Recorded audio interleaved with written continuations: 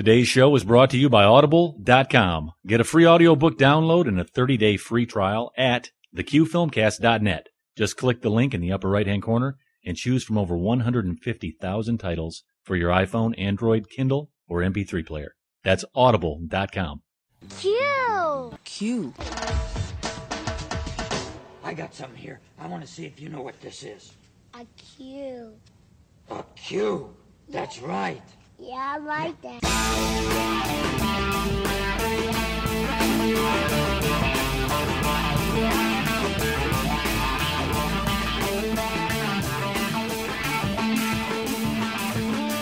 Hello and welcome.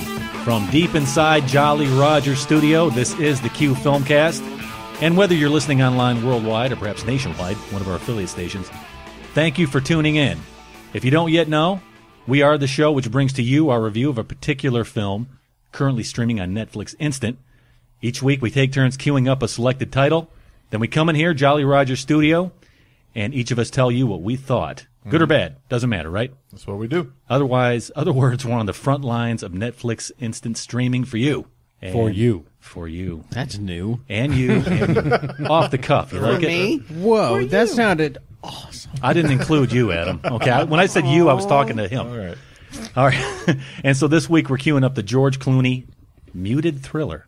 That's my tagline. I came up muted thriller.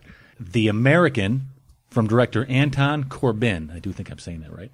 I'm a big fan of his too, by the way. So if you've seen it, keep listening to see if you agree or disagree, or if not, keep listening to see if this film is something you may want to queue up yourself. That's the way the game's played. So welcome once again. Let's get into this. I am Michael, along with, as always, James Hard Sub Savage. Hard Sub. What's up, Maestro? To my What's left. up, Gumbo? I'm doing my thing, man. Where'd I go? Wow, I'm Hoodie, by the way. Am I even needed? I'm not doing so much. Hey, hi, Adam. Boy, we talked about tightening up the intro. I didn't know we'd tighten up that much. That's the way to tighten it up, right there. All right, let's move on. Yeah, we're going to keep it tight and right, though. I want to do something a little proper, though. That is Matthew St. Hoodie, the patron saint of quality, handcrafted Italian hoodies. I have amazing outerwear. They're amazing. Handcrafted Italian outerwear. They're Italian. Yeah. You look great tonight. He's wearing a Kmart hoodie. Buongiorno. Max Gumbo Johnson. I'm How are you, Cannelloni Johnson tonight. sir? Pass the Cannelloni Johnson. Cannelloni. Yeah. Is that how you say it? Cannelloni? All the ladies, That's how you say it. Lasagna. all the ladies call you that, don't they? Cannelloni Johnson. Oh, yeah. Actually, they call me... Let's go ahead. Girls Adam? never call you. Don't worry about it. The greatest producer in the history of the Q Filmcast. I'm looking at him. Are you guys? Nope. That's Adam the Bomb Rogers. Hey, what's up? The bomb. And Buongiorno. there you go, Buongiorno. Savage. There you go. Way to put in some flavor, man. He's flavoring it up. All right, guys, let's talk about how you keep up with us. You can do it any way you want to. You go into Google, you Google the Q Filmcast. It doesn't matter what you want. We're there. I would recommend you go to the qfilmcast.net. And we're on Stitcher now. Doesn't matter what you want. We're there, guys. Keep up with us. We love feedback. I would suggest you also try out our Android app, too. I heard that works swell. I like it. Swell. I want to throw a little Thanks, throwback George for you. McFly. Max, you are my density. You're my density. Keep up with us any way you want to, but give us some feedback. Let us know how we're doing. We do like that. TheQFilmcast.net. Guys, here we are. We're going to talk about this week's show, this week's Q'd selection by Matthew St. Hoodie, the patron saint of handcrafted quality outerwear from Italy. Italian. It's Italian. Italian outerwear. Armani. I'm so excited. I just can't hide it. Well, you're doing a pretty good job because I sense nothing. This is The American from 2010 from director Anton Corbijn, starring George Clooney. And this is our selection this week, guys, written by Martin Booth. And I think the name of the actual book was A Very Private Gentleman. He was pretty private. Incredibly private. It's the worst name ever for anything. I can't believe that actually flew. You know, I'll go with you on that, but it's a great movie poster, isn't it? It's the best. It's orange, too. Who would have thought? Not me. The book is orange. God, I wish we were doing a video cast right now. His face looks fantastic. All right, let's talk about some of these players in this thing, and we're going to get into this film, guys. Let's do this right now. Anton Corbijn. What's he known for? First of all, his first film, Adam. You know what that is, don't you? Actually, I guess he not. doesn't. Jeez. Control. I don't think that was his first film. Knock it off. It's his first film, Control. No. He's actually a very famous photographer, and he's kind of a rock and roll photographer. He's been under commission by, of course, Depeche Mode, Tom Waits, Tom Petty, Bjork, Robert De Niro, Clint Eastwood, Morrissey, Clint, U2. How does Clint Eastwood fall Arcade into Fire. people love his work. I did too. Even in the 80s, I remember seeing certain albums. I'm like, there's something ingenious about this. Like the cover of the Joshua Tree album, right? Yeah. Oh, okay. That's all you got to say. That's how you introduce this. There's more, buddy. The Unforgettable Fire. I mean, the guy's work, if as a still iconic images. Yeah. Iconic as a still photographer, he's spot on. And also, of course, Joy Division, which he based his first film on. Anton Corbijn. I was anxious to get to this film because of that. Stars George Clooney and the other girls. And a bunch of other people, yeah. Actually, not that many other people. There were really. only, if you look at the credits, there were like 25 people in the. But those are like not even, second not patron and in bar. most of those were like people, the bartender one. Yeah. We could talk about Violante. Like 6 other people. Yeah, really. basically. Also, Thelka Rubin. She was in Bruges, the assassin. You know, every film inspires a top 3. This one's no different. This inspired our top 3, and we're going to talk about this after the review. Prostitutes in movies. You guys can call them what they want. Whoas. Top 3 whoas with a heart of gold. Don't they all have that? They all No, believe me, they don't. Not always a heart. No, they're working professionals is what they are. Not a whoas. There's no way I'm ever calling them working professionals. I can't believe I'm Oldest still talking in professional this accent. profession ever. Let's talk about ratings on this film. Before we get into ours, let's talk about what everybody else said, okay? IMDb gave this a 6.3. Low. Wrong. You know, this is a very... This film, if I looked into it, and I did quite a bit, there's a group and a core that love this film. Yeah. And many people that just walked out because they think they were getting something else. Yeah. It's because the movie poster was wrong. But awesome. There's a lot wrong. Rotten Tomatoes critics give it a 66. Users, man, throw this one in the disposal. What is it, 38? 38, yeah. Whoa. But there is that core fan base, so we'll see if we fall in the line. Critics are wrong, users are wrong. We'll see what happens. Because users are losers. Users of... Yeah. Sometimes you just have to sit and laugh and listen to Savage. Right. All right, let's get into a little bit of synopsis on this one, and then we'll take a break, go to a trailer. We're going to come back and tell you what we thought, okay? Either our fruit stinks or it's pretty fresh. We don't know. Our fruit stinks. All right, here's what you have, guys. George Clooney stars in the title role of this suspense thriller. As an American assassin living abroad, Jack, or Edward, is constantly on the move and always alone. After a job in Sweden ends more harshly than expected, he retreats to the Italian countryside where he relishes being away from his overly taxing existence. As he holes up in a small medieval town, Jack is asked to take on an assignment to construct a weapon for a mysterious contact, Mathilda. Savoring the peaceful quietude he finds in the mountains of Abruzzo, Jack accepts the friendship of a local priest, Father Benedetto, and pursues a torrid liaison with a beautiful woman, Clara. Jack and Clara's time together evolves into a romance, one seemingly free of danger. But by stepping out of the shadows, Jack may be tempting fate, and his desire to live out his days in peace may be shorter than he wanted. That is the film, The American, 2010. Let's listen to a piece. What do you say? I say great. I say law. I say, oh, Lord. Here's a piece from The American. Hello? It's Jack. I want out. Consider it your last job. You don't even have to pull the trigger. You're American. Let's see. A working vacation. You have the hands of a craftsman. You are good with machines. I do have a good head. The Belgians think someone might have put a tail on you. You've got a long list of enemies, Jack. I told them no one gets close to you. They don't. You're a good man, but you have a secret. You have done much sinning. All men are sinners. Everything I've done, I've had good cause to do. Okay, guys, there you go. There's a piece from The American, 2010, followed up by our top 3 movie prostitutes. Who was? Really? It's going to be this all night, right? Yeah, that's okay. who was. Okay. All right, guys, before we get into our ratings, let's talk about a little bit of Did You Know? All right. A little bit of fact about this film. You ready, Savage? Sure. What about you there, producer? Why not? Let's do this. Did you know the reason why George Clooney's character chews gum a lot in this film is because the character simply doesn't have a lot of dialogue. Did you notice that? So the director, Anton Corbijn, wanted Clooney's face to not be completely static. That's what that was. Okay. Also another reference to spaghetti westerns, as Clint Eastwood, also a strong silent character, would often be chewing tobacco. Mm-hmm. Yeah. Ooh, I didn't get that. But tobacco is wacko, so they changed it to gum. Yeah. This is interesting. Check this out. This one made me go, say what? Violante Placidio is the daughter of Simonetta Stefanelli. Yeah, of course she is. Do you remember The Godfather, Apollonia, when he went to Italy? Went to hide out in Italy? That was the girl that played the girl in The Godfather. Is that girl's mother? Yeah, the girl that got blown up in The Godfather, Michael Corleone's wife.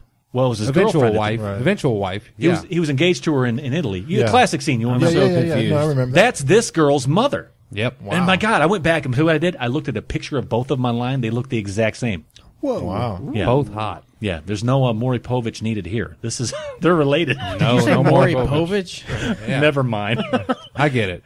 Yeah. The tattoo on Jack's right shoulder reads "Ex Gladio Equitas," which translates as "Justice from the Sword."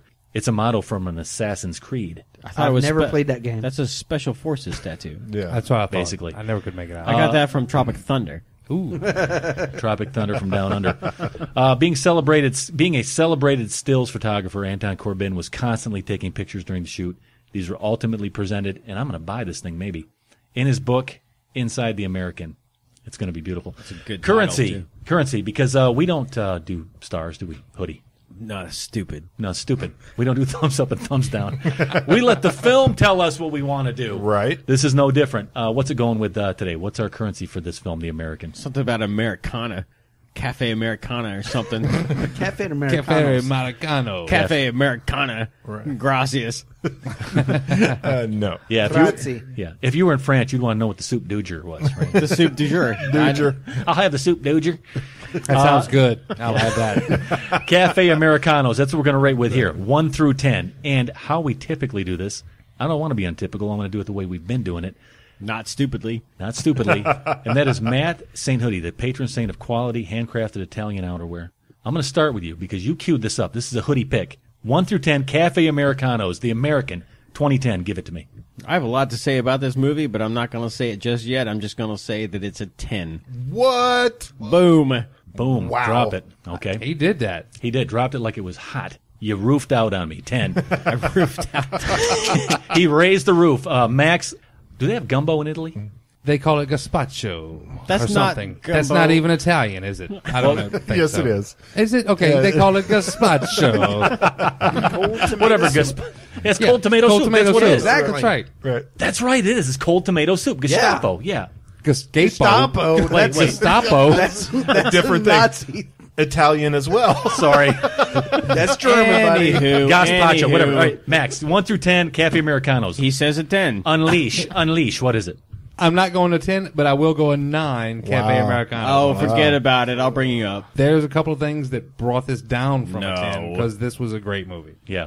Wow. That's really I interesting. really, really like this movie. I think I'm going to go. I like to go last because I like to just go last. I'm going to go over to Savage. Go to bomb. Adam Baum. Oh. Adam Baum. 1 through 10. okay, Cafe wait. Americanos. I'm going to say 7. I can hear it coming.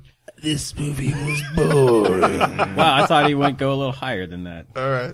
2. Despachi considero costo this season. Oh, really? Okay. He is slightly Italian, by the way. You know that, don't you? Yeah, well. I'm sorry, but I give this a 10. Whoa! I can't That believe is it. the first 10 I think Adam has ever given. No. Harold Oh, my Lloyd. bad. Oh, well, Harold Lamont is a stupid movie. That is interesting to me. I'm amazed. I'm Not important. Keep going. Well, it's Flabbergasted. his Italian roots coming through. Let's go over to James Hardsub Savage. You know what the currency is? It's a Cafe Americano. Yeah. How many are you going to load up? Let's give it the love. I'm a 9 as well. Okay. Holy all right. smokes. This thing is smoking. Uh-oh. I swear to God, Michael, if you bring this down, Bring it I will down, come across this Maestro. table so fast. Let me tell you what. Let me tell you something here. Oh. Quickly. God. Come on, just come on. Calling the mafia. Get rid of him. I'm not Put some joking. cement Yeah, boots on him. listen. I'll go in that corner. This is a 10. Boom! Ooh. Okay. Look at that. This thing purred like the engine of a fine automobile from start to finish. I'm going to leave it there. Like a We'll get into Maserati? that. This Lot like might a be the Maserati. highest movie we've ever It reviewed. is the highest. This is like a 58. Yeah. And the fact You don't have that to add it. It is a 58. and the fact that the hard lines are drawn. I like it's to a add. 48. I like to add. It's a 48. Use that math. Wow, you know what's great about the show? We sit back, we kind of look at each other suspiciously across the table going, okay, am I alone or am I on board? Yeah. I didn't know this would happen. I've watched this movie 3 times. I've watched it every day since the first time I watched it. And I feel sorry for the people that walked out of this thing because there were a bunch. And there's hard lines drawn. You loved it. You hated it. Man, we're all on. We're team players. Yeah. I mean, and I'm a soft 9. I could be a 10. On Yes. this. You better be. Yeah. This is a 10. Better be. Take some Viagra. I can, Some Viagra. Viagra. This one astonished me. I didn't really realize I would get there that quick with this film. All right, so you want to get into ratings now? I mean, not ratings, but reviews? Let's do ratings again, because I really enjoyed that. All right, guys, we're talking about the 2010 film, The American, directed by Anton Corbijn. Hoodie, Hey, you've got the floor here. You gave this as high as you want to go, as did I, as did a couple other guys. Talk to me about this film. okay. From the first time I saw this has been one of my favorite movies, and this is one of those movies that it's very, I don't know, like you said, I don't know why so many people walked out on this. It's very honest right from the get-go, exactly what it's about. You talked about the advertising for it, or that doesn't matter. no, it was presented wrong, for sure. And that's kind of the lore of this film, too. Totally marketed. Incredibly. Which adds poorly. to its charm. I don't know if it adds to its charm. I think it creates a mythos behind it that this is the movie that nobody saw, that everybody should have seen, but nobody saw because it was just presented in such the wrong way. And Yeah, it was marketed wrong. Then when they went to see it, they were like, this is not the movie. I was waiting for Jason Bourne to pop out. That's exactly right. And it didn't happen. Yeah. It would have killed it if it was like that. No, it would have just been a different film. It's just been a different movie, yeah. Yeah. Totally It would have been a Bourne film. I've never looked at reviews been on a a boring film film. and see so many hard lines drawn. I mean, there are people that champion this film, and there are people that despise this They film. vilify it. Yeah. But you know what? That does add to the character of what this film was about. It wanted to be different. It wanted to make you think. It wanted to make you reach, and this one did. Max Gumbo Johnson, talk a little bit. What is it that made you go high up the ladder on this one? I'll tell you what I really liked about this movie. It harkened back to some of the greater golden age 70s films where, it didn't have to have all these guns and explosions and high action chases and this and that and stuff just going on constantly. It was more of a character study than it was a spy thriller or an espionage film. Right. But it compared favorably to a lot of the films from that era, like was the one with James Caan, Thief. Yeah. 7 Days of the Condor, Yeah. The Conversation. Yeah, the good Coppola film. Good point there. 7 Days of Condor. Yeah. It favored very well to those films. It was methodical. It was slow. Yeah. And it was an incredibly simple story. Yeah. I mean, it was basically a guy. He was either a gun runner or an assassin. They never really made it clear. He's an assassin.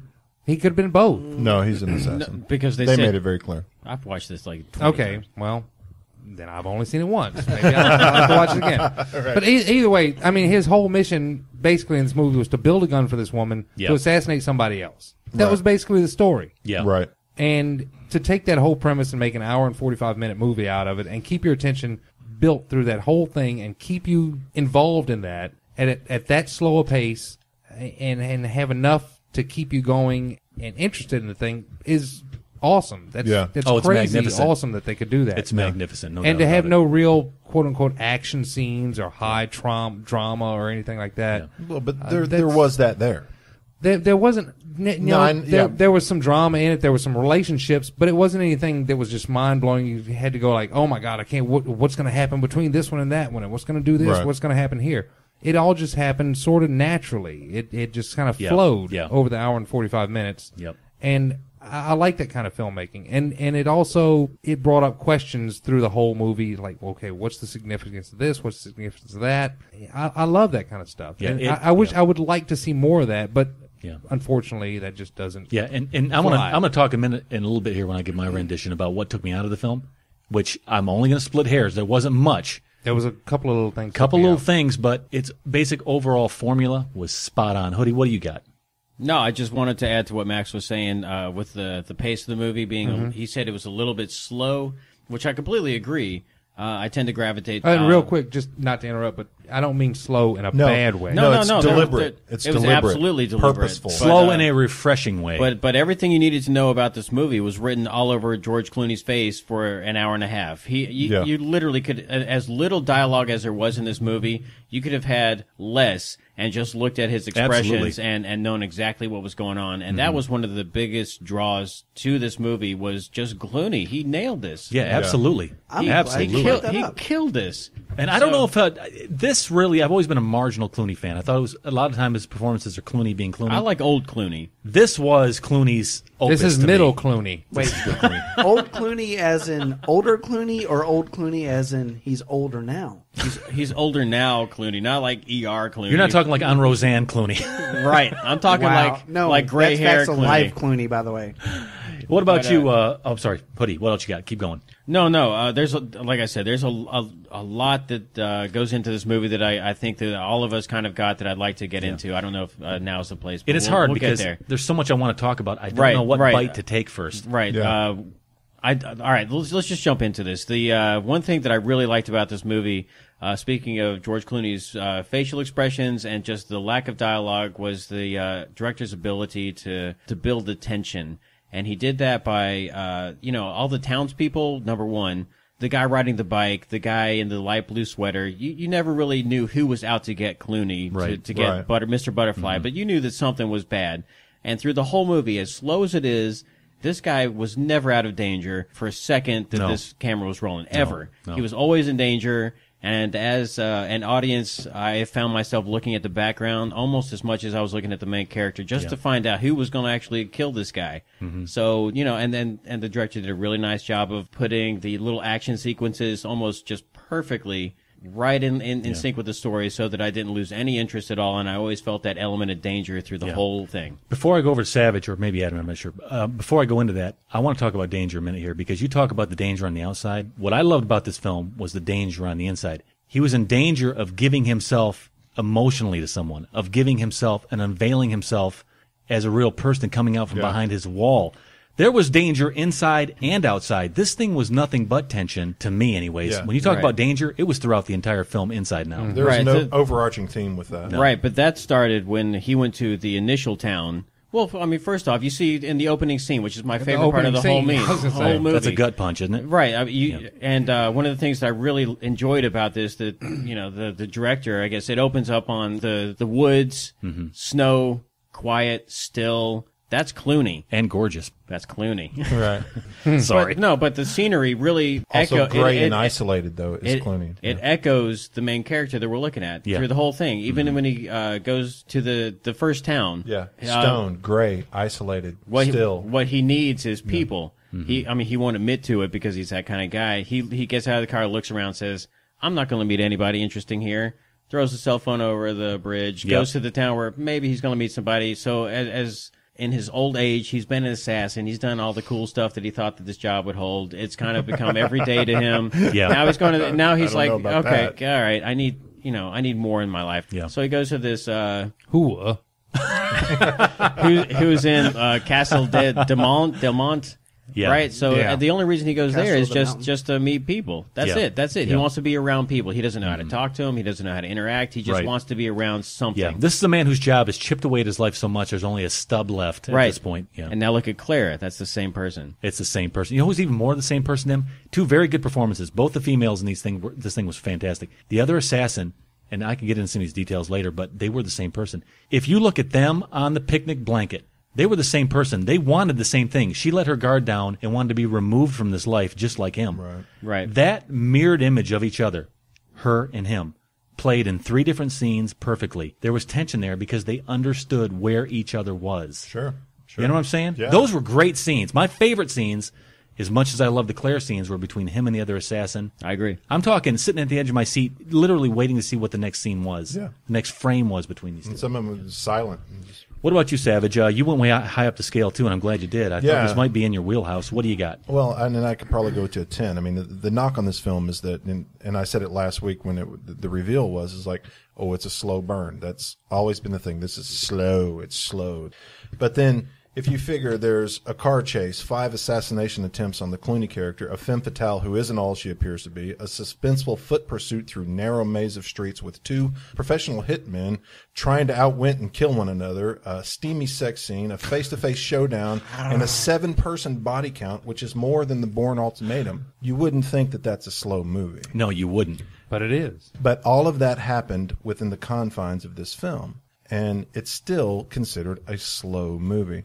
When I saw it originally, that's what I remembered, it's being slow. But when I watched it this time, it's not slow. No, it's not. It's It is beautiful. This is a still photographer making a film. Right. And each frame can be taken as a still photograph and framed. Which is why I say the reason there needs to be a book about this of just these stills is because they are that good. Yeah. It is a beautiful, beautiful movie. That's what I'm saying. But it's purposeful, it's intentional, it's exquisite, and it's somber. Every scene in this, and there's none of this MTV 1 minute or 1 second cut thing. Mm-hmm. And that goes back to the mismarketing of it. And we can all agree, because it was only 2010. We know how it was marketed. It was marketed as George Clooney is Jason Bourne. Yeah. Which this is not. If you think this is what this is not what this is.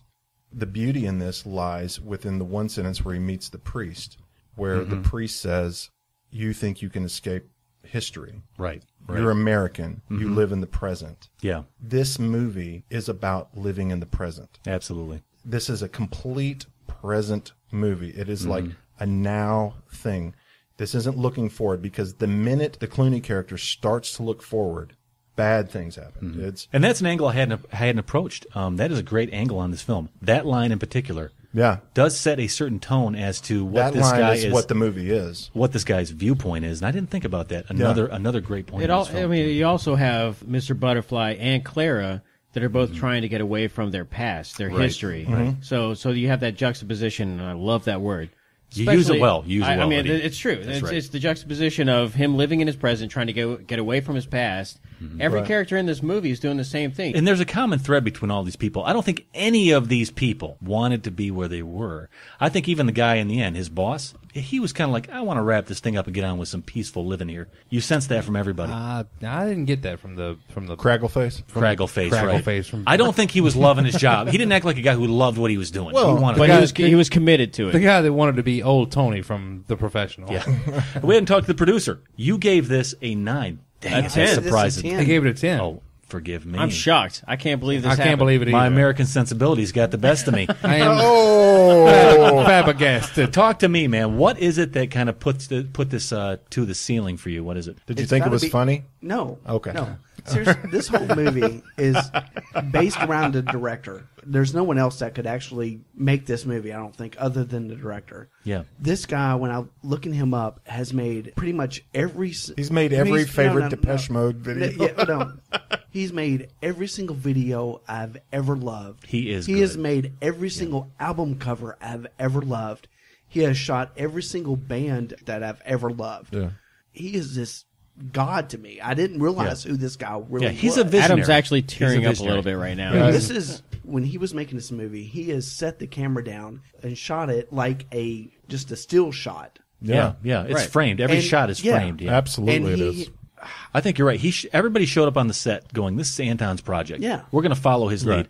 And it's funny because even going back to the Joshua Tree album cover, there's something about the guy's work where he's able to capture an essence of what this moment is. Yeah. And I think that's what this film is. It's just endless great moments. Yeah. Well, nobody knew what a Joshua Tree was before that photograph. No. But that album. You go back to people that have said... Props to you, too, for making great music. Go look into this guy's work. Everybody from Iggy Pop to Frank Zappa to Robert De Niro, Nick Cave, Bad Seeds. Everybody said this is the best... Tom Waits. Yeah. Everybody has said this is the best photographer I've ever worked with. This guy is he has a love of the camera. For him to take on the idea of, I'm going to make films now, this is a pretty good start for him. Let me tell you what I thought of this film. First of all, I remember brought up the fine automobile thing. That's the way it is. But the thing I loved is just like a fine automobile, you don't need to know what's underneath the hood to know it's purring like that. That's the way this film is. Everything was under the hood. It didn't show it to me, but I knew it was there. You know what I'm talking about? Yeah. It's so strong. The scale of the thing, the perfection in its design, the patience it has, the way it's brought to you. I'm just going to say beauty. And whether you love this type of thing or not, this is a very different approach to telling this story. This story's been told before, but not in this regard, not in this way. Yeah. It's very internal. It's minimal in ways that you aren't used to. Yeah. I wasn't used to this. This was a unique experience to me. But all of those things are perfect here, and they're completely refreshing. If I had to use one word here, it's refreshing. I was glad that I was able to see something that was from an angle I hadn't seen before. It wasn't just internal as in, I wonder what the guy's thinking. That internal was turned inside out, brought to the surface, and it enthralled me. But, I never found this thing slow for a second. I was captured, and the minimal approach really worked. Actually punched this thing along, right? It almost gave me a sense of heightened awareness. Like when he first gets into town, he meets with the stairs. You know what I'm talking about? Yeah. I know exactly what those eyes were telling me. I didn't want any more than that. And that's the thing. People keep saying, well, it's so minimal. But I didn't want any more than what it was giving me. Right. The movie's filled with endless examples of this. And the little that I can nitpick of this film actually ended up charming me quite a bit. Clooney was terrific. He nailed it. The screen presence was dynamic, as were all the performances, I thought. That was really the thing that glossed it over for me, were the performances. The final thing that rounded it out for me was a relationship. I kept waiting for that thing to fall to pieces. Didn't. It worked. It completely worked for me. They're going to be together forever. Well, and it's like Rick and Rachel. Ever? Like And Luke Blade and Laura. Runner. The more I get into this movie review thing with you guys, I've learned a word, a trope. Yeah, there were some tropes. There's some tropes. The last job trope, Right. And it's the kind-hearted prostitute trope. I mean, these are cliches that we've seen. These are plot devices that we've seen that this film has. Right. But they didn't feel that way. No, they didn't feel that way at all. And I go back to you say refreshing, and I say deliberate. Right. These are purposeful, intentional, deliberate things. Yeah, you brought that word a few times. Yeah, and deliberate. it's completely like immersed in the present. And there's symbolism, there's color symbolism with the Clooney character, where at the beginning in Sweden, where it's gray and white and cold and hard in its way. Yeah, ruthless. Yeah.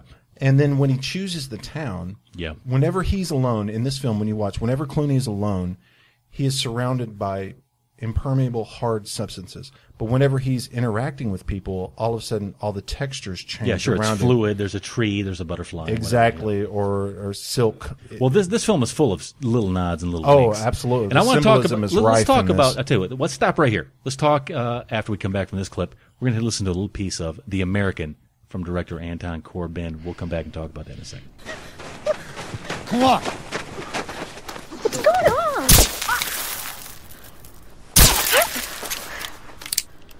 You have a gun? Why would you have a gun? Jack!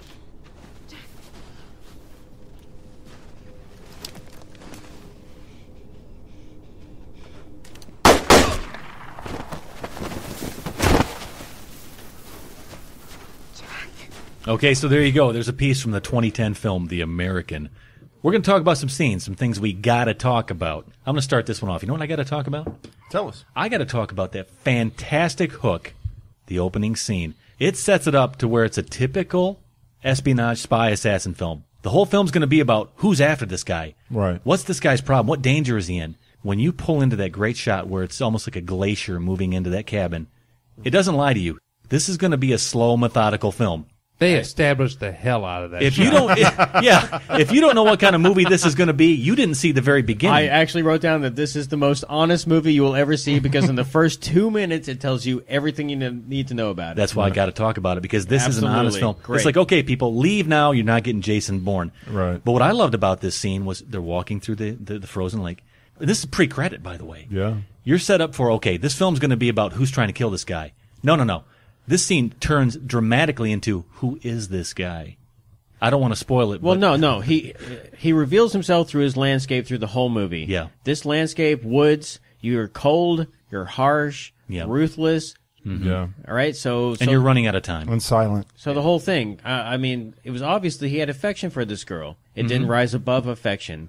And he had no problem putting a bullet in her back. I mean, none whatsoever. Back? I think that was the head. Yeah, and for me, that's what was fascinating. I'm like, okay, right. You're doing something special here, because my whole idea of this film has just changed instantly, and I hadn't seen the words "The American" come across the screen. Yeah. 2 minutes. In 2 minutes. That is a great scene. For me, I'm done, though. That was the thing I had to talk about. Max, what do you say? Real quick, before we get too far into this, when you say he had no problem putting a bullet in that girl's head, that's what drove his whole change through the middle of the film, was he was starting to have nightmares about having to kill that girl. Yeah, he did. No, he totally regretted having to kill that girl. He did. It drove him insane. But it was instinctual, too. No, but he was also not in the first scene of the movie, you open up on the woods and you go to the cabin and you see this old man with a beard sitting with a woman. Yeah. And Clooney looks more old in that scene than he looks through the whole movie. Yeah. So you know that you have an old worn soul Mature. sitting there. Right. Yeah. Right off the bat, that this guy... Well, I think he knows what he's got to do what he's got to do. Not that, but I mean, he also has to connect with somebody. He hasn't connected with anybody in his whole life. Literally his whole life, because his job is taking him out of that. And even his, I'm going to call him a handler. I don't know what his tag Yeah, what is that guy? His boss. His pimp. His pimp. He says, don't make friends, Jack. You're losing your edge. Don't make friends. So Jack is reaching out, looking for this connection that he's missed for the first 50 years of his life. And he in the first relationship that he makes a connection, he falls back on what he knows, puts a bullet in the back of her head. The second time this happens, he's not able to do it. And you know what I liked about this too? The whole thing is about how this guy, nothing is of a fear of this guy. This guy is strong. Nothing gets into this guy. He has no weakness. In the end, his weakness is love. Yeah. He can't resist love. In the end, his weakness is to have a life. Yeah. And that goes back to what I said, early in the show. This guy needs to get Tony from The Professional to be his handler, because that was sort of the same thing that came up with The Professional. They said, "What's going on?" And I actually thought about that while I was watching this. I thought about The Professional with Tony going back to saying to Leon, "So what is it? What is it? A woman? What have I told you, Leon? Don't get involved with women." Yeah. And I was like, "Oh my God, the same thing's happening here. This guy's getting involved with a woman, right? And here this guy's saying." You want to get out now? And then we make the phone call right after he says, "I want out." I'm like, okay, I know what's going on here. They're trying to dump this guy. What do you think about the relationships? I want to ask Savage this question. To me, that was something that I thought would maybe fall apart on me. Mm-hmm. It held it together. I liked this relationship between Clara. What did you think of this? Well, she was beautiful. Oh, yeah. In her full glory.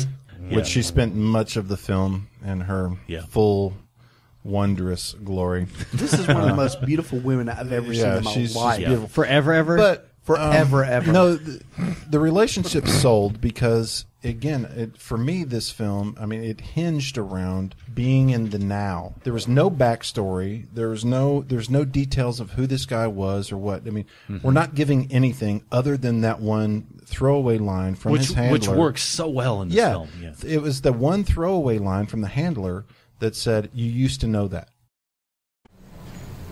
Who was the girl? A friend. A friend? She had nothing to do with it. Pity. You can't stay here. I've made arrangements for you to leave town while I sort this out. I've marked a small town on the map. Castelvecchio. Don't talk to anyone. And above all, don't make any friends, Jack. You used to know that. That's the only history that we're ever given about this guy. Yeah. Maybe the tattoo. Yeah. Maybe the tattoo is like Special Forces and a butterfly. That was the worst tramp stamp ever. Yeah. I'm going to have to say that. Well, that's the only thing. If I were to give this like a 9 point something, I would have given it a 9.8 because that was the worst tattoo I've ever seen. But it was on his back. Are you talking about on Clooney? Not on his butt. Yes. It's not where your butterfly tattoo is on your butt. Yeah. This was on his back. Yeah. It doesn't matter. You got to get it's a butterfly on your butt. Pretty. I liked where Savage was going. Right. But yeah, that was the worst tattoo ever. No, Adam, wasn't the worst. It was necessary, and it had to be harsh, I hated that tattoo. That's the only thing that withdrew me from this whole movie. The relationship was important. The relationship with Clara was important because it was about the now. It was about his pleasure. And he even said that. I don't come here to give pleasure. I come here to get it. And there was some pretty intense, the one pretty intense sex scene. But as long as he was in that relationship just as a satisfaction of the now, it was fine. The moment it turned into maybe this could be something in the future is when it jumped the rails and it became a dangerous thing for him. Yeah, and the danger here was, what is he going to do with what's left of his life? Yeah. The danger here wasn't always what's around the corner. It's what's inside. Can I ask, I'm going to throw this out here real quick, then I'm done, I promise. But that scene here where you're talking about Clara, where he's in there for that first time, where you really introduce their chemistry. Yeah. Before that is the one scene that everybody online says they hate, and that's the gun scene. The gun nerd No, scene. where he's putting the together? gun together. If you look at that scene, the way it's so hard and harsh, and he's almost making love to this thing. Who hates that? A lot of people, if you look online, because it's a typical gun. It's like, why would you build this gun? This is a gun you can buy in any flea market. No, it's not. Because this is not. No, what I'm saying is that scene, scene where people say it's so boring. He's sitting there twirling this gun around. He's trying to manufacture. That's boring. No, that's the silencer he's making. That's the knock. But what are we talking about? Well, let me tell you what we're putting talking. the gun together. When he's putting that gun together, and in that scene, he's taking the hammer, and you can see the tension in his face, and he hits it, and he puts his stamp on it. If you look at that scene, it immediately follows up with the scene of him and Clara. It's the same scene. He's touching her the same way. He's going. His hands are riding over her body the same way. Because he's skillful like that. It's Right, Mr. whatever. Clooney, Mr. Skillful. All right, Max, what do you got to talk about here on this film? Anything else you want to add? I'll tell you a couple things. As much as I like this movie, there's a couple things that kept me from a 10. As meticulously researched as it seems that this guy that wrote the book or did the screenplay did, they screwed up a couple things in the ballistics area. And this is a guy, basically, this movie is about a guy building a gun. That's basically the story. And we're talking about the 2010 film, The American, by the way. And they got some gun stuff wrong. Oh my goodness! Well, they did. I mean, that scene where they go out and actually shoot the gun, and she says, "Well, what's the velocity?" And he says, "Well, it's 360 miles per hour." 360 miles per hour. You should have said 360 feet per second. Do we really care? Yeah. Do we care? Come on, I do. Max. Come on, man. Do you know how fast 360 miles per hour is? Does that affect your essence of this film? How you felt about this film? It does. That's a good word. I'm okay with it. It does to me. It does to me. They detail this thing so much. There's a huge difference between I don't understand. How does that affect the heart of this film? How does that affect the because no. I'm actually because with it makes a this. difference. I just want to go on record. It's like, you better be careful what you're saying, because 360 miles an hour for a bullet is not fast. That's incredibly fast. It's not. Break it down. Okay. 60 miles a minute. For that to affect your score. Hold on. It's not. The velocity of a bullet is measured in feet per second. That is a huge mistake. I don't care. That does not affect me at all. I'm going to back him up on this. You don't get my point. This is not a manual. This is a movie.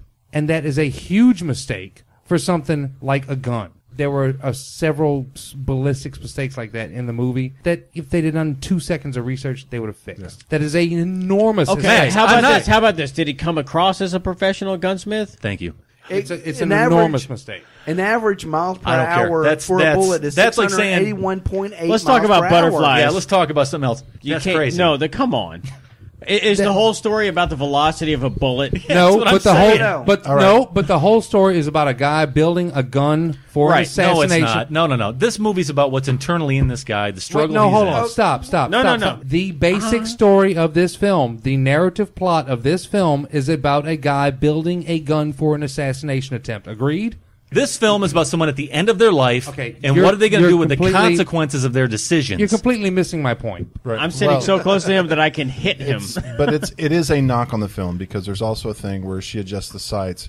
Instead of windage and direction, she adjusts used the top instead of the right. right. These are simple Who cares? things. Well, gun nerds care. The fact that we even know that that's a thing. It makes a point. It's a thing. But I want to care go on less. record to say, if that's why Max gave it a 9, I'm going to a 10. Yeah, Okay. I mean, that's absurd. Because Fine. that's Fine. That's crazy. This film is about heart. It's about characters. It's about internal. It's about trying to figure out who you are at the very end of your life.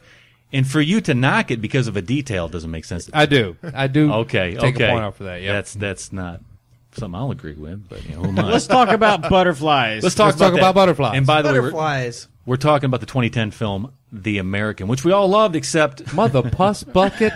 What did you guys think of the ending? Some people loved it. Some people did not.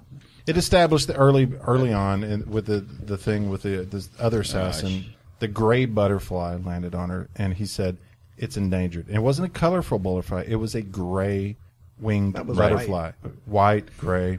You and your technicalities. There's a little bit difference. No, but the butterfly was symbolic of himself. He looks at the butterfly. He says, that's endangered. Yes. The endangered butterfly is himself. In the last scene, the butterfly flies up through the air. Yeah. The butterfly is his soul. That's that. At the end of this guy's life, he was like, oh, crap, I have very little time left. That desperation, it was there. It was palatable. And I got to give a nod to Clooney's performance here, man. I mean, this is a tough one to pull off. I want you to act without saying something. I want you to be somebody with no backstory. Perfect. It was perfect. I want you to put out to the audience desperation without really showing any emotion. This was a fantastic performance. Also to ask for menace and intimidation and resilience. All these things he showed silently and with great nuance. Yeah. There was nothing heavy-handed with his performance in any way. This was a tour de force by Clooney. I think I read somewhere there's like only 500 lines in this entire film. Yeah. I mean, it's not much, yeah. There's not a lot of talking. But all the in this emotion thing. that was ever put on his face is interpreted by the audience. So every mistrust that he has of every secondary character in this movie, even the guy on the bike. Yeah. I was looking at the guy on the bike saying, this guy might be a player in the murder of Mr. Clooney. And the guy in the blue sweater, I was like, this guy Or the might first be a time murderer. you see the other assassin, you think he's going to hit on this girl because she's free of this life. And right, so everybody, and she ends up being an assassin. Just the way that Clooney is looking around the scene, I am suspect of everybody acting in this movie. All right, well, listen, guys, we got to wrap this thing up. The whole thing was drenched in paranoia. It was very, very paranoid. Well, it's drenched in the now. What's going on now? And he's As I always like looking. to call it paranoia. The one thing I want to add to this is that the last scene where this one little butterfly is flying up to the air. His soul. In my heart, I truly hope that this was an accident. What do you mean an accident? That was a digital butterfly. I hope not. It absolutely was, buddy. An accident? What are you talking about? Like the photographer caught. Yeah, like he caught it and it was this accidental. No, that was a CGI. That was a CGI. That wasn't just like, wow. Every shot of the butterfly was CG. That's it. That was perfect. Don't take his dreams. Don't take his dreams. I pray that it was No. an Oh, accident. come on. The butterfly that, to was me, Clooney. That was like Adam, the perfect Adam. ending of a movie. If you look at the script, in the final page it says butterfly floats up. Trust me. I don't Okay, wanna guys. read it. How fortuitous! There's a butterfly flying away Listen, right up this tree as we end this film. You know, one element to the show we haven't got into yet is the priest, the relationship with the priest. It's one of the first people he meets when he the gets supporting character. Yeah, and he meets him Great right away when character. he meets right away when he gets into town with the guy. Yeah.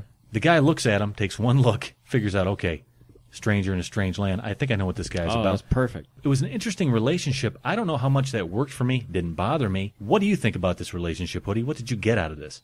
The first scene you see him, he's looming over Clooney. He's walking through the maze of the town. And then you find out a little bit more about him. You go into, that he's got a bastard son. Clooney, It's implied. Implied nothing. It's brought up. Brought it up. Yeah, it's admitted to it. He rubbed his nose in it, basically. And the priest was like, we're going to stay away from that subject. Right, but the thing that brings the priest to the forefront as a main character is that he saw through Clooney without any hesitation. Right from the get-go, he knew exactly what this character was. And that's what I liked about this particular relationship is there needed to be one guy in this film who saw through all of it. And in turn, Clooney figured out the priest. And he saw through him. So, Oh, yeah, totally. All right, guys, there you go. That's the conversation right there. We're talking about 2010, The American. And let's talk about our scores. We gave this a possible 50 Cafe Americanos. Yeah. Anybody want to change their rating? Possible 50. No, a definite 49. Max, I will beat you. I'm the low man on the totem pole with a 9. I actually would drop mine down to 9.5, but it'd round it back up. Because of Max's... Okay, whatever. You what's gave it a point to 9, me? you're going to stick there. no, I gave it a 10. Oh, you give it a 10. Gave it a 10. Max, what do you give it? I'm sticking with a 9. Question. Max, since you are the statistician, is this our highest rated film? Yes, it is. Holy crap. I came into this thinking, okay, I'm going to bear down. I may be the lone survivor with Hoodie and I. I may have to stand the ground with Hoodie. I'm surprised we all went there. This is fantastic. 49 out of 50. Netflix. Watch it. Jeez, 49 out of 50. We all agree. But you know what, though? So close, man. This inspired our top 3 movie prostitutes, or... Who was? Well, There who was. And there is a difference. But, this inspired our top 3 movie prostitutes. We're going to get to that in a minute. Stick around. You'll like it. Today's show brought to you by our sponsor, Audible.com. The book is A Very Private Gentleman. I have no doubts at all that you can find that on Audible.com. This is our sponsor. You want to get a free audiobook? You can get this one. You can get The Hobbit, Divergent, Lean, The Book Thief by Mark... I might get that one. The by Book Mark Thief. Zuzak. How appropriate. You can go on there and get it for free, be a book thief, sign up for 30-day trial, cancel it, and then you'll be like the audiobook thief. There you go. And we're giving you a green light to do that. But here's what you got to do. If you want to get a free audiobook download, easy to do. You go to our website. You get a 30-day free trial, and you also get a free audiobook of your choice. Over 150,000 titles to choose from. Yeah. Put it on your iPhone. Put it on your Android. Put it on your Kindle. Audible.com. QFilmcast.net. You'll see a link in the right-hand corner. All right, you know what this inspired? Our top 3 movie Whoas. One more time. Whoas. Matt, give me a whoas. Oh, whoas. Nice. I'm glad somebody did it. All right, man, let's get into this one then. We're going to talk about our top 3 movie prostitutes. Working professionals. I was on my way to saying it. Prostitutes. Was going to Ladies class of it the up. evening. Not classing up a thing there. Whoas. I like his ladies of the evening. Matter of fact, that's what I'm going to call us for the rest of the evening. Ladies, all right. There's some gents that do it too. Yeah, and I think we might have a couple of those shout out here. Right. All right, we're going to talk about our top 3 movie prostitutes, or Whoas. inspired by the film we just reviewed, which is the 2010 film, The American, starring George Clooney. And let's get this going with our top 3s, beginning with Matt St. Hoodie. What's your number 3, man? What you got? Going with L.A. Confidential, Veronica Lake. Veronica Lake. And now that's what you call a high class. The bestest. All right, way to get it going. So he's coming in to an unclassy situation with a little bit of class. Let's go over to Max Gumbo Johnson. Give me your number 3. Number 3, Film Luanell, played by Luanell in Borat. That is not a high class whore. No, she is a true to the bone whore. But she was a whore with a heart of gold. No, she's a comic, right? I mean, is she legitimately a whore? I don't know. They kind of portrayed her as a legitimate whore. But yeah, I think she is a sort of a comic. But they used her name, Luanell. In Yeah, all right. It was kind of funny. I'm going to say it's a good choice because that is a standout part of that film. Because she Funny wrote that. too, She man. wrote that bull. Adam, the greatest producer, number 3, inspired by the film The American. Top 3 film prostitutes. What's your number 3? Julie Depley in Killing Zoe. Julie Depley. Jen Depley. Yeah. Is she related to Julie Delpy? Depley, probably. You caught that and I did not. I'm pretty sure it's enough. Julie Delpy. Then we can go with that. Perhaps I'm wrong. Julie Delpy, yeah, okay. Good film, too. Good choice. Good role. Good number 3, man. Yeah, I my love number Julie 3. Depley. My number, you know what my number 3 is? She's not in the running for, high class whore. But you know what, though? She makes a statement. She definitely makes a grand entrance, and that is, oh, me so horny. Oh, Nice. yeah. Iconic. Iconic, yeah, that's Yeah. what I'm We talking should about. play Two Live Crew at the end of this. Right, well, it's We'll the one Vietnamese word that Americans know is buku. Yeah, buku, yeah. Me love you long time. Tu buku. We'll see what happens. How long Adam. was she in that movie? 45 seconds? Maybe. Right. Maybe. Right. She stole. I mean, that's the thing people remember from that movie. is that Yeah. What do you think she's doing now? She's probably still a hooah. The only answer I wanted. Thank you. Right. James Hartsub Savage, number 3. What's your favorite film prostitute? I have to give a shout out to whole town of whores, Old Town from Sin City. Those girls handled their business. That was their town. They did their business, and nobody messed with them. Vengeful prostitutes. Yeah, Old Town. Old Town. You're not going to narrow it down, though. You can say like the whole cast of Sin City. No, it's Old Town. Old Town, yeah. Was that Old what it was Town. called? Old Town? Old Town. Should have been called Hooah Town. All right, well, that's a good choice, man. That works for me, man. Hoodie, we're rounding over to you with your number 2. What is it? I'm going Alabama, True Romance. Ooh, yeah. Alabama. Alabama. How's Alabama? Alabama. Alabama. She had a heart of gold. She was a good little thief. And a good pimp. Oh, yeah. We should have done Pimps, actually. I wish we could. There's your number 1 right there. It's not the same. No. Number 2. Yeah, number 2, man. I can't remember her name. Jamie Lee Curtis in Trading Places. Yeah, but you don't want to remember her name after the It's not about the name. It's not about the name. It's just about the hooring. Ophelia. Was her name Ophelia? Yeah, I think Wow, it was good Ophelia. It was Ophelia. Yeah, Ophelia. Jamie Lee Ophelia. Curtis. It has nothing to do with me having it written down in front of me either. You know why she was so good? Because she took in Dan Aykroyd and then let him make all his money back and bankrolled them. That was awesome. What a great whore. That's a good investment, prostitute.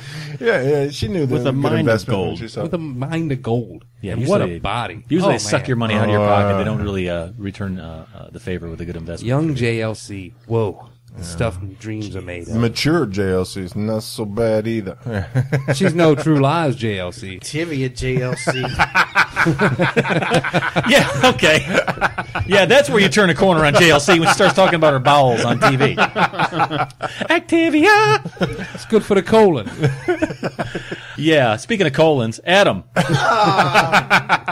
Punch it home, buddy. What you got for number 2, film prostitute? My girl, Heather Graham from Hell. You ever seen that film, Hoodie? Yeah. Did you like it? No. Simple. You didn't like From Hell? Nope. Okay. I didn't care for it. We just lost Adam. Heather Graham Cracker. Or Heather Graham and Hangover. Let me tell you what my number 2 is. I think you'll appreciate this one. It's Elizabeth Shue from Leaving Las Vegas. Oh, I was hoping that wouldn't happen. Oh. I was hoping that wouldn't happen. That wouldn't happen. Preserving the purity of the shoe. You want me to tell you why? Yeah, the shoe dropped, buddy. Let me tell you why. Because she was the girl next door. Whore. You know what I'm talking about? Ooh. Savage, what's your number 2? My number 2 is a twofer. And I gotta give a shout out to the boys. I'm going to River Phoenix and Keanu Reeves in my own private Idaho. Representing the men. Yeah, a narcoleptic whore. I know, that's the worst kind of whore. They fall asleep on you. Hey, what if they all fall asleep on you? Then I'm not doing my job. Oh, okay, never mind. Keanu and River. Okay. Matt St. Hoodie. It looks like we're up to number 1, man. Give it to me. What is it? I wrote down Jude Law ain't, but I think I meant AI. There you go. Ain't. Yeah, I auto-corrected to ain't. I don't know. No, I'd actually say that's a fantastic choice. He carried a lot of that film. One of my favorite Did whores. he get paid? Gigolo Joe. No, he's not. That's a gigolo. Get it right. Oh, gosh. He's just a gigolo. Then I'm going to go. That's a prostitute, though. It's fine. Sorry. He's still a prostitute. Yeah, same I thing. got nothing else. What about you? What about you, Max? Gumbo, lay it down, I'll pick it up, Johnson. It may seem obvious, but you can't not pick it. Iris, Taxi Driver. Yeah. Foster. Yeah. Somebody. Yeah, What a great whore. Adam, the greatest producer in the history of this Q Filmcast, I want you to lay it down. Take a girl, run her over with a lawnmower, put her back together. Frankenhooker. No. Frankenhooker. Is he lying? No. There's a film called Frankenhooker. No, he's just Frankenhooker. being Adam. That's a real movie. That is a real movie. Adam. 80s. Who made that? Joe Hellman Toller? You actually know that? Yeah, I've seen Frankenhooker. I'm no dumb. I've seen it. I can't believe this. I just want to know what kind of lawnmower. It was a crazy looking Frank lawnmower. Hellman Toller. Frank Hellman Toller made that movie. Yeah, Frank and Helen Lauder. Thank you. Nicely What done. else did he do? So I would Frankenhooker is Adam's number 1. Basket Case. Over Heather Graham somehow. Yeah. She's And a he lot of different. made Basket Case too, right? Yeah, Boom. Basket Case and Brain Damage. Okay, but you know what he's doing? He's just putting his signature on it, and I appreciate that. okay, He- all right. That's the Adam stamp of approval. Here's my number 1. You know what it is? I'm going to go with Gold. I'm going to narrow it down. Goldie from Sin City. Yeah. Kill him, Marv. Kill him good. Let me tell you why she's my number 1. You should have been cast as her. Because she makes you do things. That's right. I mean, that's a quality. where we were That's going. that's a quality prostitute. Yeah. That's my number 1. What's yours? Of course, it's Julia Roberts and Pretty Woman. Why'd you go with that? Of course it is. I mean, we can't have the top whores without talking about That's Julia really a bad Roberts and film. Pretty Woman. It's just awful. What did it teach young girls? You can't be anything unless you're a prostitute. You and can man be a saves pretty you. woman and a whore and pick up a millionaire and live a dream of a princess. The way to make it is Go to get be, dirty Don't for a stomp couple on their years. dreams. Don't stomp on their dreams. the way to make it is to be a prostitute and hope somebody saves you. Yeah. Check this out, guys. Josh DeRocco at Fourth Wall Josh said John Voight, Midnight Cowboy. Good Yeah. boy. Cowboy. Yeah. Joe Buck. No one said that. I was waiting for someone to drop a deuce, and I hope you know what I'm talking about. Bigelow? Yep, and that's what at Snob of Films. At Snob of Films. I like Charles Whiteman. Deuce Bigelow for comedic value, and Erica from Detachment. Nope. Don't know that Don't one. know that one. Bored Stormtrooper at OXTK421 said Ophelia. Trading Spaces. Ophelia, Places. that's it. Yeah. She's the best whore. Our buddy over at JT Movie what does Podcast. JT say? Now we're talking about Ben Taylorson. Oh, what does Ben say? I love this answer. This one gets it for me, man. What about the Hooker and Police Academy at the podium? Remember Yeah. Lassard's face? Yeah. I said, well, no, Adam does because he does it he makes that face every single time. There it is. There it is. You know, We need to. That's the face. Check underneath the table, quick. Yeah, so Lassard's face and the Hooker from Police Academy. Thank you, at Ben Taylorson. At Instaflicka, Samuel Gales, Erica, and Detachment. Second time that's brought up. Maybe we should watch that. I'm gonna have to watch Detachment. What? Misty, play Misty for me. A little late here, but can't believe no one said Rebecca De Mornay from Risky Risky Business. Business. And that's Yeah, it. right. Yeah. At Play Misty, number 4, me. So that's it, man. There's our top 3 film prostitutes inspired by the film we talked about tonight, right? That's right. The American 2010, starring George Clooney and directed by Anton Corbijn. Big reveal. This is going to be an Adam, the greatest producer pick. Give it to me. What you got? I want to go a little black and white, a little sci-fi. The Day the Earth Stood Still. The Day the Earth Stood Still. Going classic, right? Not Classic. Keanu. Yeah. Oh, yeah. Classic one. Yeah, definitely. I said black and white. Right, well. Yeah, he did he put it out there. Black and white film. 1951, I do believe, right? Yeah. Yeah. Anybody else seen this? Yep. Nope. Nope. Nope. Never seen it. I know the movie, but it's. What are you, Beaker over there? I've seen, No, I've it's seen one the of the Keanu, moon the Martian Keanu guys version. from Sesame Street. I think we've been ready for an older film. I think we hadn't revisited a film from basically this era or before. Learned my lesson. From So that's this show. Next week is The Day the Earth Stood Still. 1951 as queued up by Adam, the greatest producer. And that's it for now. We'll see you next week when we cue it up and knock it down. The Day the Earth Stood Still. Bye-bye.